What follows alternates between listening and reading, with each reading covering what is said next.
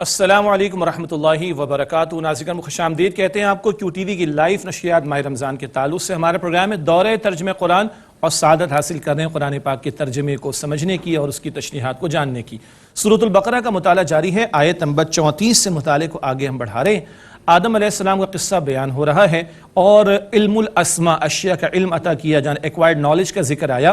خلافت عطا کی جا رہی ہے زمین کی، تو زمین کے وسائل کا علم بھی ان کو عطا ہوا اور ویل ایکوپ کر کے انہیں آدم علیہ السلام کو یعنی فرشتوں کے سامنے اللہ تعالیٰ نے پیش کیا۔ فرشتوں نے اپنی عاجزی کا ذکر کیا اور اللہ نے فرمایا جو کچھ میں جانتا وہ تم نہیں جانتے۔ اس کے بعد کیا ہوا، بات کو آگے بڑھاتے ہیں۔ سورۃ البقرہ آیت نمبر 34، آیت نمبر 34۔ اعوذ باللہ من الشیطان الرجیم، بسم اللہ الرحمن الرحیم۔ وَإِذْ قُلْنَا لِلْمَلَائِكَةِ اسْجُدُوا لِآدَمَ فَسَجَدُوا إِلَّا إِبْلِيسَ، اور یاد کرو جب ہم نے فرشتوں سے کہا کہ تم آدم کو سجدہ کرو تو ابلیس کے سوا ان لوگوں نے، تمام فرشتوں نے سجدہ کیا۔ ابا، اس نے انکار کیا، واستکبر، اور اس نے بڑائی چاہی، تکبر کیا، وکان من الکافرین، اور وہ کافروں میں سے ہو گیا۔ یہ نوٹ کیجئے گا کہ آدم علیہ السلام کا قصہ کل 7 مرتبہ قرآن کریم میں آیا، 6 مرتبہ بعد میں مکی صورتوں میں، بہت سی تفصیلات وہاں پر ہیں، اور یہ 7ویں مرتبہ نزول کی ترتیب میں البقرہ میں اس مقام پر آیا ہے۔ شیطان جنات میں سے ہے، سورہ کہف کی آیت نمبر 50 میں ذکر آ جائے گا۔ البتہ یہ بڑا عبادت گزار تھا، فرشتوں کی صفوں میں پہنچا ہوا تھا، اس کو بھی حکم دیا گیا مگر اس نے تکبر کیا۔ ارشاد ہوا وَقُلْنَا يَا آدَمُ اسْكُنْ أَنْتَ وَزَوْجُكَ الْجَنَّةَ، اور ہم نے کہا کہ اے آدم تم رہو اور تمہاری زوجہ بھی جنت میں، وَكُلَا مِنْهَا رَغَدًا حَيْثُ شِئْتُمَا، اور تم دونوں اس میں سے کھاؤ جہاں سے چاہو اطمینان سے، وَلَا تَقْرَبَا هَذِهِ الشَّجَرَةَ فَتَكُونَا مِنَ الظَّالِمِينَ، اور ہاں اس درخت کے قریب نہ جانا ورنہ تم نقصان کرنے والوں میں سے ہو جاؤ گے۔ یہ اہم نقطہ ہے، تفصیلات مکی صورتوں میں ہمارے سامنے آئیں گی۔ آزمائشی طور پر یہ معاملہ کیا جا رہا ہے اور امت کی اور تمام انسانیت کی تعلیم کے لیے رہنمائی دی جا رہی ہے، اور ایک عارضی جنت کے اندر کہیے کہ انہیں رکھا گیا، ایک آزمائش کے طور پر کہیے، اور ایک ہمارے لیے رہنمائی کے طور پر یہ معاملہ اللہ تعالیٰ کی طرف سے کیا جا رہا ہے۔ کھاؤ پیو مگر فلاں ایک درخت بتا دیے کہ اس کے قریب نہ جانا۔ فَأَزَلَّهُمُ الشَّيْطَانُ عَنْهَا فَأَخْرَجَهُمَا مِمَّا كَانَا فِيهِ، پھر شیطان نے ان دونوں کو پھسلایا اس سے، پھر انہیں نکلوا دیا اس جگہ سے جہاں وہ دونوں تھے۔ یہ تفصیل مکی صورتوں میں آ جائے گی۔ وَقُلْنَا اهْبِطُوا بَعْضُكُمْ لِبَعْضٍ عَدُوٌّ، اور ہم نے کہا کہ تم اتر جاؤ، تم میں سے بعض کے دشمن ہوں گے۔ وَلَكُمْ فِي الْأَرْضِ مُسْتَقَرٌّ وَمَتَاعٌ إِلَىٰ حِينٍ، اور تمہارے لیے زمین میں ٹھکانہ ہے اور ایک وقت تک سامان زندگی ہے۔ شیطان نے کچھ ایسی کوشش کی اور ایک خطا کا معاملہ ہو گیا، لغزش کا معاملہ ہو گیا، جس کو اللہ تعالیٰ نے معاف بھی فرمایا، وہ ذکر ابھی آگے چل کر آ بھی رہا ہے، تفصیلات مکی صورتوں میں آ جائیں گی بعد میں انشاءاللہ تعالیٰ۔ اب زمین پر بھیجا جا رہا ہے، تم میں سے بعض کے دشمن ہوں گے۔ پہلی دشمنی شیطان کے انسان کے ساتھ، اور دوسری دشمنی انسانوں کی آپس میں بھی ہو جائے گی، بتایا جا رہا ہے۔ اور ہاں زمین پر عارضی طور پر بھیجے جا رہے ہو، ہمیشہ کے لیے نہیں۔ فَتَلَقَّى آدم من ربہ کلمات فتاب علیہ، پھر آدم علیہ السلام نے حاصل کر لیے اپنے رب سے کچھ کلمات، پس اللہ سبحانہ وتعالیٰ نے ان کی توبہ قبول فرمائی، ان پر نظر کرم فرما دی۔ انہ هو التواب الرحیم، بے شک وہ اللہ خوب توبہ قبول فرمانے والا، رحم فرمانے والا ہے۔ اللہ تعالیٰ نے یہ پورا معاملہ خود کرایا، یعنی پیش کیا انسانیت کی رہنمائی کے لیے، اور آدم علیہ السلام کو دعائیہ کلمات بھی اللہ تعالیٰ نے سکھائے۔ وہ سورۃ الاعراف کی آیت نمبر 23 میں الفاظ آتے ہیں، ربنا ظلمنا انفسنا وان لم تغفر لنا وترحمنا لنکونن من الخاسرین، اے ہمارے رب ہم نے اپنی جانوں کا نقصان کیا، اور اگر تو نے ہم پر رحم نہ فرمایا اور ہمیں معاف نہ فرما دیا تو بے شک ہم تو خسارہ اٹھانے والوں میں سے ہو جائیں گے۔ یہ کلمات اللہ تعالیٰ نے سکھائے۔ پھر دوبارہ زمین پر بھیجے جانے کا ذکر ہے، قُلْنَا اهْبِطُوا مِنْهَا جَمِيعًا، ہم نے کہا تم سب یہاں سے اتر جاؤ، فَإِمَّا يَأْتِيَنَّكُم مِّنِّي هُدًى، پس جب تمہارے پاس میری طرف سے کوئی ہدایت پہنچے، فَمَن تَبِعَ هُدَايَ فَلَا خَوْفٌ عَلَيْهِمْ وَلَا هُمْ يَحْزَنُونَ، تو جو میری ہدایت کی پیروی کرے گا ایسے لوگوں پر نہ کوئی خوف ہوگا اور نہ وہ غمگین ہوں گے۔ بہت اہم بات آ رہی، آیت نمبر 31 میں ذکر آیا تھا، علّم آدم الاسماء کلھا، تمام چیزوں کے نام، یہ اشیاء کے نام، فزیکل سائنسز کے علوم، دنیاوی علوم، مادی علوم، زمین کے وسائل کے علوم، یہ سب بھی عطا ہوئے۔ اب دوسرا علم کون سا عطا ہو رہا ہے؟ علم ہدایت کا۔ یہ وحی کا علم ہے جو اللہ چنے ہوئے بندوں کو عطا فرماتا ہے، انبیاء علیہم السلام کو، اور یہ ہدایت کا علم عطا کر کے بھیجا جا رہا ہے۔ فرمایا جو اس کی پیروی کریں گے نہ انہیں خوف ہوگا نہ وہ غمزدہ ہوں گے۔ اللہ اکبر، نبی مکرم علیہ السلام کو بھی پہلی وحی عطا ہو رہی ہے اور فرمایا جا رہا ہے اقرأ بسم ربک، پڑھیے مگر اپنے رب کے نام سے۔ تو علوم سب بجا، لیکن ان سارے علوم کو علم ہدایت کے تابع ہونا چاہیے۔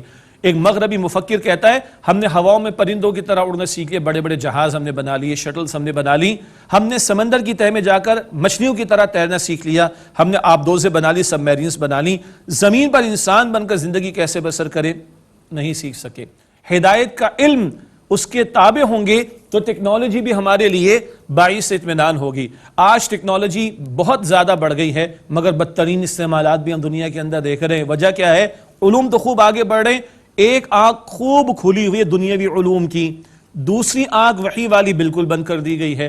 اس لیے بائی لارج یہ علوم، یہ ٹیکنالوجی، یہ جو ہے وہ بینیفیشل ثابت نہیں ہو رہے بلکہ کئی مرتبہ ڈسٹرکٹیو ثابت ہو رہے۔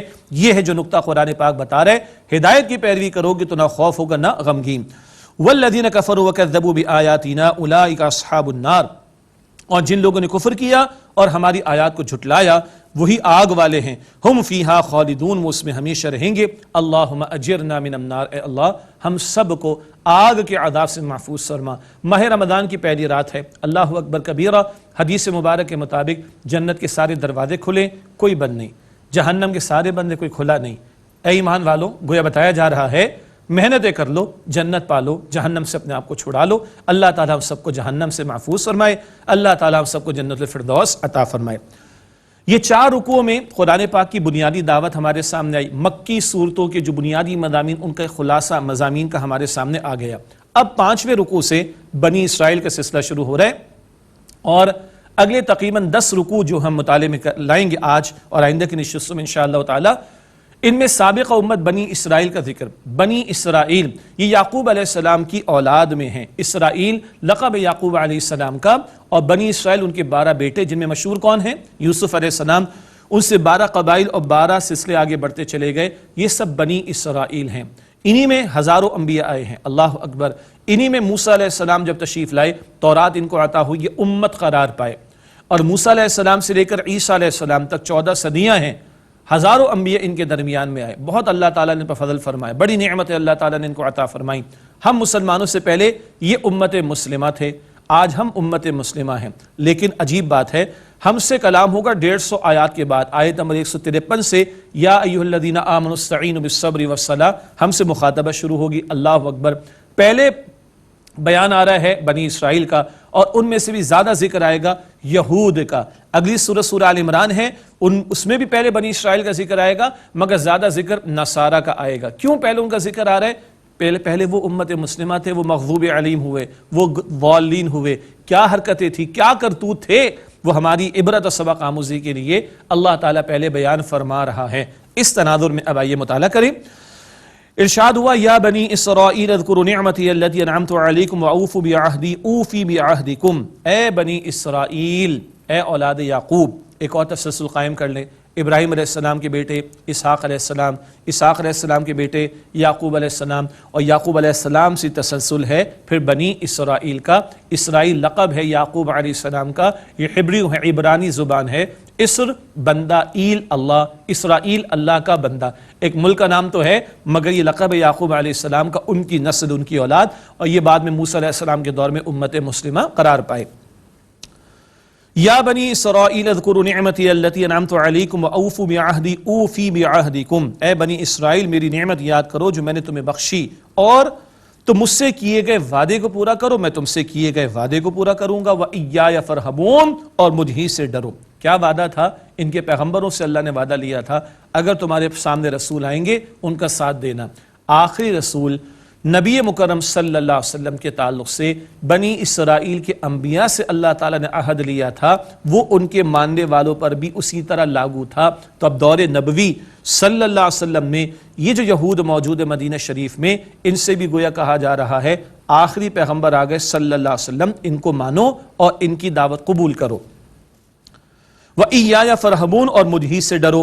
وَآمِنُوا بِمَا أَنزَلْتُ مُصَدِّقًا لِمَا مَعَكُمْ، اور اس پر ایمان لاؤ جو میں نے نازل کیا اس کی تصدیق کرنے والا ہے جو تمہارے پاس ہے۔ قرآن پاک تصدیق کرتا ہے تورات کی، اس کی تعلیمات کو کھول کر واضح کر دیتا ہے۔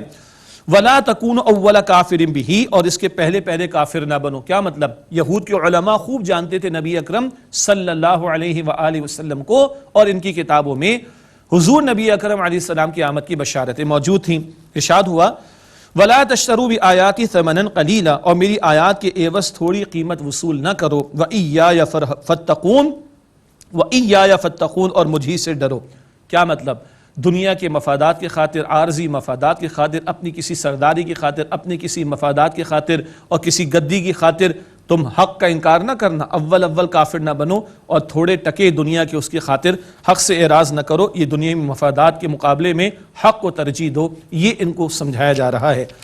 وَلَا تَلْبِسُوا الْحَقَّ بِالْبَاطِلِ وَتَكْتُمُوا الْحَقَّ وَأَنْتُمْ تَعْلَمُونَ، اور تم نہ ملاؤ حق کو باطل کے ساتھ اور حق کو مت چھپاؤ جبکہ تم جانتے بھی ہو، حق اور باطل میں گڑبڑ نہ کرو۔ ایک آدمی لا علم ہوتا ہے، مغالطے میں مبتلا ہوتا ہے تو وہ گمراہی کا شکار ہو سکتا ہے۔ ایک آدمی جانتا ہے اور جانتے بوجھتے انکار کرے حق کا، تو یہ طرز عمل عذاب کو دعوت دینے والی بات ہے۔ یہود کے علماء تو خوب جانتے تھے، آگے ہم پڑھیں گے انشاءاللہ البقرہ میں، یعرفونہ کما یعرفون ابناءہم، یہ یہود ان کے علماء نبی اکرم صلی اللہ علیہ وسلم کو ایسے پہچانتے جیسے کہ اپنے بیٹوں کو جانتے ہیں۔ تو جانتے بوجھتے حق کو باطل کے ساتھ گڑبڑ نہ کرو اور حق کو مت چھپاؤ جبکہ تم جانتے ہو۔ وَأَقِيمُوا الصَّلَاةَ وَآتُوا الزَّكَاةَ، اور نماز قائم کرو، زکوٰۃ ادا کرو۔ وَارْكَعُوا مَعَ الرَّاكِعِينَ، اور رکوع کرنے والوں کے ساتھ رکوع کرو۔ نماز قائم کرو گے، اللہ کا خوف دل میں ہوگا، حق قبول کرنا آسان ہوگا۔ زکوٰۃ رائے خدا میں مال خرچ کرو گے تو مال کی محبت دل سے نکلے گی۔ بہت اہم نکتہ، ان کے ہاں رکوع کا معاملہ نمازوں سے ختم ہو گیا تھا یہود کے ہاں، اور جماعت کی نماز بھی انہوں نے چھوڑ دی تھی، اس کی طرف بھی اشارہ کیا گیا۔ وَارْكَعُوا مَعَ الرَّاكِعِينَ، اور رکوع کرنے والوں کے ساتھ رکوع کرو۔ أَتَأْمُرُونَ النَّاسَ بِالْبِرِّ وَتَنْسَوْنَ أَنفُسَكُمْ وَأَنْتُمْ تَتْلُونَ الْكِتَابَ، کیا تم لوگوں کو نیکی کا حکم دیتے ہو اور اپنے آپ کو بھول جاتے ہو حالانکہ تم کتاب کو پڑھتے ہو؟ افلا تعقلون، پس کیا تم عقل سے کام نہیں لیتے، سمجھتے نہیں ہو؟ یہود کے علماء کی طرف اشارہ، دنیا کو دعوت دی جا رہی ہے جناب خیر پہ رہنا چاہیے، نیکی پہ رہنا چاہیے، اور تمہاری کتابوں میں لکھا آخری پیغمبر آ گئے، پہچان چکے ہو صلی اللہ علیہ وسلم، آگے بڑھ کر قبول کرو؟ نہیں، دوسروں کو دعوت خیر کی دی جا رہی ہے، خود خیر سے دوری کا معاملہ ہے۔ یہ قول و فعل کا تضاد، یہ اللہ تعالیٰ کے عذاب کو دعوت دیتا ہے۔ امت میں بھی اللہ تعالیٰ ہم سب کی حفاظت فرمائے۔ یہ واعظین ایسے قسم کے علماء سو کی بات کر رہا ہوں کہ قول و فعل کا تضاد یہ اللہ کے عذاب کو دعوت دینے کے مترادف معاملہ ہے۔ تم کتاب پڑھتے ہو، کیا تم سمجھتے نہیں؟ دوسروں کو خیر کی بات کہتے ہو۔ یہود کے علماء کو کہا جا رہا ہے حالانکہ تمہارے سامنے جو حق آ چکا جس کو تم پہچان چکے ہو وہ تم قبول نہیں کرتے۔ آگے فرمایا وَاسْتَعِينُوا بِالصَّبْرِ وَالصَّلَاةِ، اور صبر اور نماز سے مدد حاصل کرو۔ یہ ان کو بھی کہا گیا، یہ امت مسلمہ کو بھی کہا گیا۔ آیت نمبر 153 میں بات بعد میں آئے گی انشاءاللہ۔ صبر کیا ہے؟ اپنے آپ کو روکنا، جھیلنا، برداشت کرنا، کانٹا چبھ جائے تب بھی صبر ہے۔ بڑا صبر کیا ہے؟ حق کی دعوت کے دوران جو مشقتیں آئیں اس پر صبر کرنا، باطل کا مقابلہ کرنے کے لیے کھڑا ہونا پڑے صبر کرنا، مشقتوں کو جھیلنا، اور حق قبول کرنے کے لیے دنیاوی مفادات آڑے آ رہے تو دنیا سے اپنے آپ کو روکنا، یہ مال کی محبت سے اپنے آپ کو روکنا، یہ بھی صبر ہے۔ صبر کرو، اور والصلاۃ، صبر سے نماز کے ذریعے مدد حاصل کرو۔ نماز اللہ کا خوف پیدا کرے گی تو خوف آخرت بھی پیدا ہوگا، حق قبول کرنا آسان ہوگا۔ فرمایا وَإِنَّهَا لَكَبِيرَةٌ إِلَّا عَلَى الْخَاشِعِينَ، اور وہ بڑی دشوار تو ہے مگر عاجزی کرنے والوں پر نہیں، جنہیں خوف خدا ہے، کل کی جواب دہی کا احساس ہے، ان کے لیے نماز ادا کرنا کوئی مشکل نہیں۔ ہاں، رمضان میں ہی نماز فرض نہیں ہے، شوال میں بھی فرض ہے، ساری زندگی نماز فرض ہے اہل ایمان پر۔ اللہ مجھے اور آپ کو تمام نمازوں کی حفاظت کی توفیق عطا فرمائے۔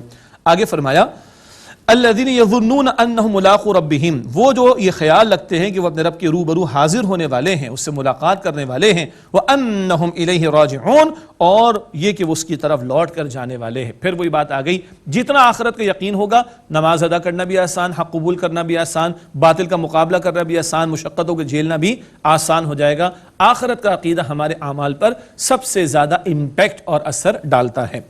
اب اگلے رکوع میں بنی اسرائیل پر اللہ تعالیٰ کے انعامات کا بیان اور ان لوگوں کی ناشکری کے رویوں کو ذکر کیا جا رہا ہے ہماری عبرت سبق آموزی کے لیے۔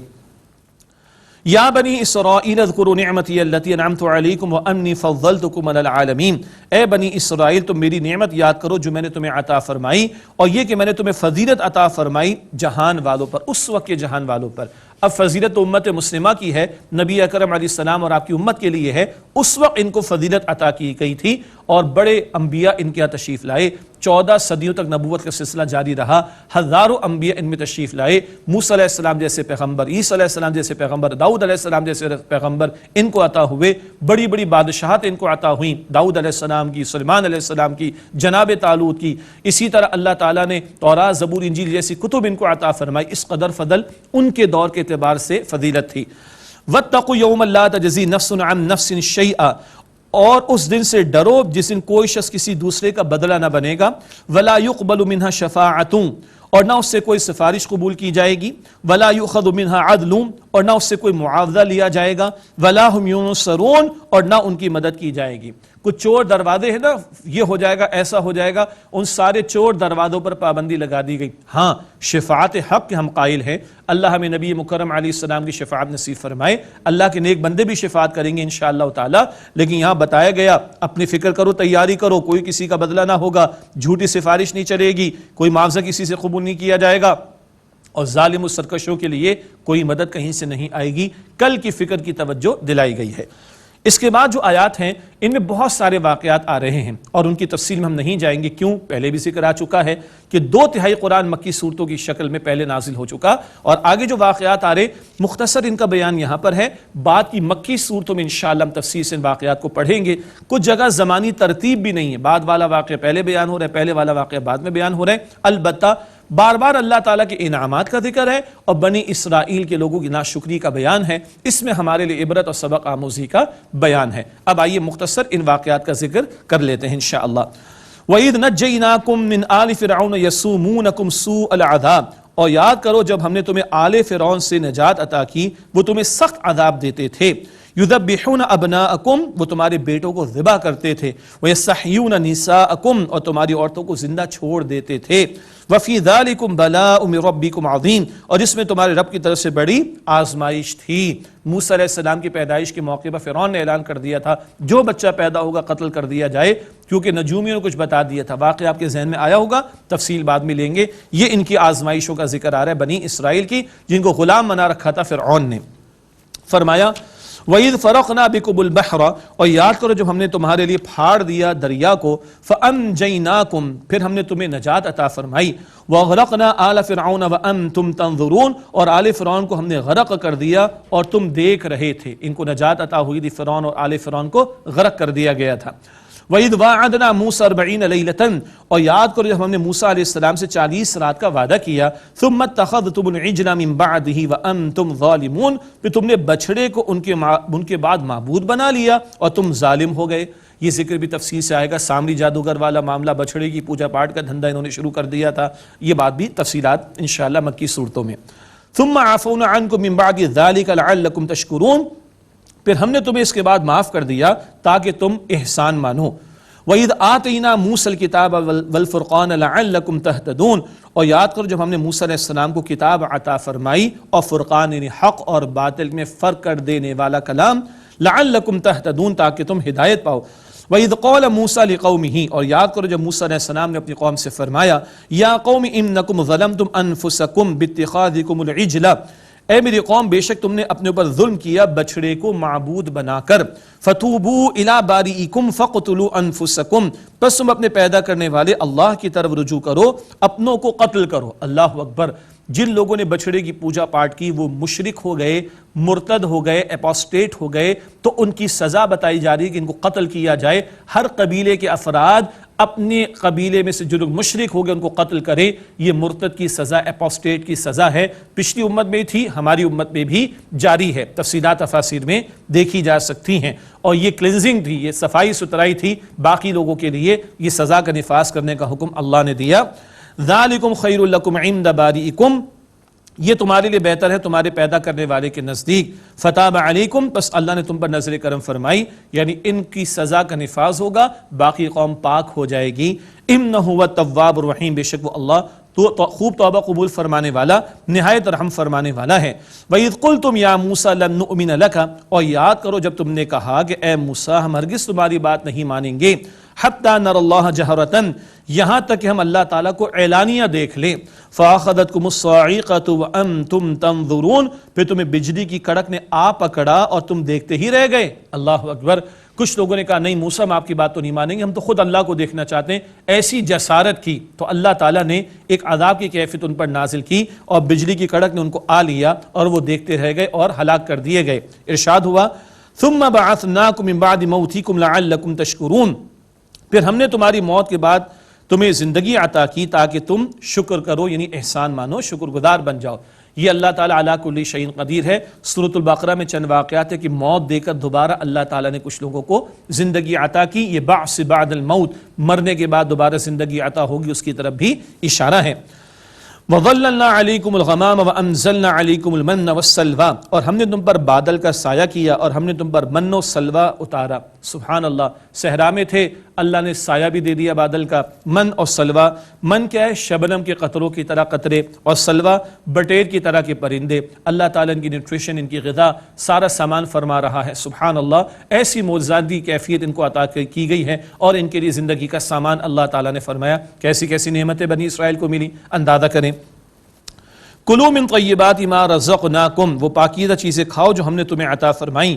وما ظلمونا، اور انہوں نے ہمارا کوئی نقصان نہ کیا۔ ولکن کانوا انفسهم یظلمون، بلکہ وہ لوگ خود اپنی جانوں پر ہی ظلم کرتے تھے۔ وَإِذْ قُلْنَا ادْخُلُوا هَٰذِهِ الْقَرْيَةَ، اور یاد کرو جب ہم نے تم سے کہا کہ داخل ہو جاؤ اس بستی میں، ایک مراد بیت المقدس ہے کہ جاؤ فتح کرو، اللہ کی شریعت کو نافذ کرنے کی کوشش کرو۔ فَكُلُوا مِنْهَا حَيْثُ شِئْتُمْ رَغَدًا، پھر اس میں سے جہاں سے چاہو با فراغت کھاؤ، یعنی اطمینان سے خوب نعمتیں عطا ہوں گی۔ وَادْخُلُوا الْبَابَ سُجَّدًا، اور دروازے سے داخل ہونا سجدہ کرتے ہوئے، یعنی عاجزی انکساری کے ساتھ۔ فتح مکہ کا واقعہ ذہن میں رکھیے، نبی مکرم صلی اللہ علیہ وسلم داخل ہو رہے، مگر کیا انداز ہے، آپ کی پیشانی مبارک اونٹ کے کجاوے پر لگی ہوئی ہے، ایک عاجز شکر گزار بندے کی حیثیت میں داخل ہو رہے ہیں۔ اس بات کا حضور نے اشارہ فرمایا صلی اللہ علیہ وآلہ وسلم۔ یہاں ان سے کہا گیا وَادْخُلُوا الْبَابَ سُجَّدًا، اور دروازے سے داخل ہونا سجدہ کرتے ہوئے، عاجزی اختیار کرتے ہوئے۔ وَقُولُوا حِطَّةٌ نَغْفِرْ لَكُمْ خَطَايَاكُمْ، اور کہنا اے اللہ بخش دے، ہم تمہیں تمہاری خطائیں بخش دیں گے۔ اللہ نعمت عطا کرے، شکر بھی کرو، استغفار بھی کرو، خطائیں اللہ تعالیٰ معاف فرما دے گا۔ وَسَنَزِيدُ الْمُحْسِنِينَ، اور ان قریب ہم نیکی کرنے والوں کو، عمدہ عمل کرنے والوں کو مزید عطا کریں گے۔ لیکن کیا ہوا، انہوں نے الفاظ ہی بدل ڈالے۔ فَبَدَّلَ الَّذِينَ ظَلَمُوا قَوْلًا غَيْرَ الَّذِي قِيلَ لَهُمْ، پھر ظالموں نے دوسری بات سے اس بات کو بدل ڈالا جو کہی گئی تھی انہیں۔ فَأَنزَلْنَا عَلَى الَّذِينَ ظَلَمُوا رِجْزًا مِّنَ السَّمَاءِ بِمَا كَانُوا يَفْسُقُونَ، پھر ہم نے ظالموں پر آسمان سے عذاب اتارا کیونکہ وہ لوگ نافرمانیاں کیا کرتے تھے۔ اللہ تعالیٰ نے فرمایا تھا حِطَّةٌ کہو، اے اللہ بخش دے، یہ کہنے لگے حِنطَةٌ، اللہ گیہوں عطا کر دے۔ وہی پیٹ کا مسئلہ، وہی مادہ پرستی، بس وہی دنیا ہی دنیا، وہی کھانا پینا، عیاشیوں کا معاملہ، استغفر اللہ۔ تو اللہ تعالیٰ نے پھر ان پر عذاب نازل کیا۔ یہ ہے جو اللہ تعالیٰ کی اس قدر نعمتیں اور ان کی ناشکری کا معاملہ اور اس پر اللہ کی طرف سے پے در پہ مختلف عذابوں کا آنا، یہ بات ہماری سبق آموزی کے لیے اللہ تعالیٰ بیان فرما رہا ہے، توجہ رہے۔ آگے ارشاد ہوا مزید اگلا رکوع ہے 7واں رکوع سورۃ البقرہ کا، ان کی ناشکری کا بیان، ناشکری پر سزاؤں کا بیان، اور پھر ان پر ذلت و محتاجی کے تھوپ دیے جانے کا ذکر بھی آئے گا۔ وَإِذِ اسْتَسْقَىٰ مُوسَىٰ لِقَوْمِهِ، اور یاد کرو جب موسیٰ علیہ السلام نے اپنی قوم کے لیے پانی مانگا، اللہ تعالیٰ سے التجا کی۔ فَقُلْنَا اضْرِبْ بِعَصَاكَ الْحَجَرَ، پھر ہم نے کہا کہ اپنا عصا پتھر پر مارو۔ سبحان اللہ، عصائے موسیٰ بہت معروف ہے علیہ السلام۔ فَانْفَجَرَتْ مِنْهُ 12 عَيْنًا، تو پھوٹ پڑے اس سے 12 چشمے۔ 12 قبائل تھے نا، قبائلی زندگی میں مسائل آ جاتے ہیں نا، 12 بیٹے یعقوب علیہ السلام کے بنی اسرائیل، تو ہر ایک کے لیے علیحدہ علیحدہ پانی کا اہتمام ہو رہا ہے۔ قَدْ عَلِمَ كُلُّ أُنَاسٍ مَّشْرَبَهُمْ، ہر قوم نے، مراد ہر قبیلے نے، اپنے گھاٹ کو جان لیا، یعنی کہاں سے پانی لینا ہے۔ کلوا واشربوا من رزق اللہ ولا تعثوا فی الارض مفسدین، تم کھاؤ اور پیو اللہ کے رزق میں سے اور زمین میں فساد مچاتے مت پھرو۔ اللہ کی نعمت استعمال کر کے شکر کرنا چاہیے، ورنہ پیٹ بھرا ہو تو مسیاں بھی سوچتی ہیں اور حرکتیں بھی غلط ہوتی ہیں اور ظلم و ستم بھی کیا جاتا ہے، اس سے منع کیا جا رہا ہے۔ وَإِذْ قُلْتُمْ يَا مُوسَىٰ لَن نَّصْبِرَ عَلَىٰ طَعَامٍ وَاحِدٍ، اور یاد کرو جب تم نے کہا کہ اے موسیٰ ہم ایک کھانے پر ہرگز صبر نہ کریں گے۔ فَادْعُ لَنَا رَبَّكَ يُخْرِجْ لَنَا مِمَّا تُنبِتُ الْأَرْضُ مِن بَقْلِهَا، آپ ہمارے لیے اپنے رب سے التجا کریں، ہمارے لیے نکالے وہ جو زمین اگاتی ہے، من بقلها وقثائها وفومها وعدسها وبصلها، کچھ ترکاری اور ککڑی اور گندم اور مسور اور پیاز۔ قال، فرمایا موسیٰ علیہ السلام نے، اتستبدلون الذی هو ادنی بالذی هو خیر، کیا تم بدلنا چاہتے ہو وہ جو ادنا ہے اس سے جو بہتر ہے؟ من و سلوہ ملتا رہا، دیگر نعمتیں ملتی نہیں، اب زبان پہ چٹخارے آ رہے، پیاز مل جائے، مسور مل جائے، یہ مل جائے، وہ مل جائے۔ اب اللہ تعالیٰ کی طرف سے موسیٰ علیہ السلام جو ہے کیا تبصرہ فرما رہے ہیں کہ جاؤ اہبطوا مصرا، تم کسی شہر میں جا کر آباد ہو جاؤ، فإن لکم ما سألتم، بے شک تمہارے لیے وہ کچھ ہوگا جو تم مانگتے ہو۔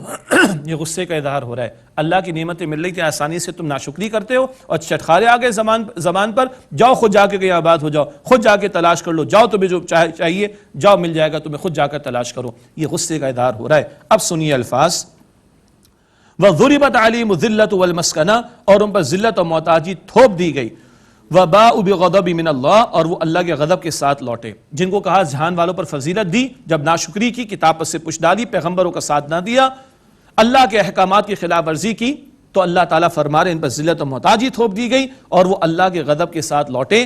کیوں ہوا ایسا؟ ذَلِكَ بِأَنَّهُمْ كَانُوا يَكْفُرُونَ بِآيَاتِ اللَّهِ، یہ اس سے ہوا کہ وہ اللہ تعالیٰ کی آیات کا انکار کرتے تھے، وَيَقْتُلُونَ النَّبِيِّينَ بِغَيْرِ الْحَقِّ، اور ناحق انبیاء کو قتل یعنی شہید کرتے تھے۔ ذَلِكَ بِمَا عَصَوْا وَكَانُوا يَعْتَدُونَ، اس لیے ہوا یہ کہ انہوں نے نافرمانی کی اور وہ حد سے بڑھ جایا کرتے تھے۔ جن کو کہا فضیلت دی، انہی کو کہا ذلیل و رسوا کر دیا۔ یہ ہماری سبق آموزی کے لیے اللہ تعالیٰ بیان فرما رہا ہے۔ اس نقطے پر بعد میں بھی کلام ہوگا، ایک وقفہ لیتے ناظرین کرام، اس کے بعد انشاءاللہ سلسلہ جاری رہے گا دورہ ترجمہ قرآن کا۔ السلام علیکم ورحمۃ اللہ وبرکاتہ۔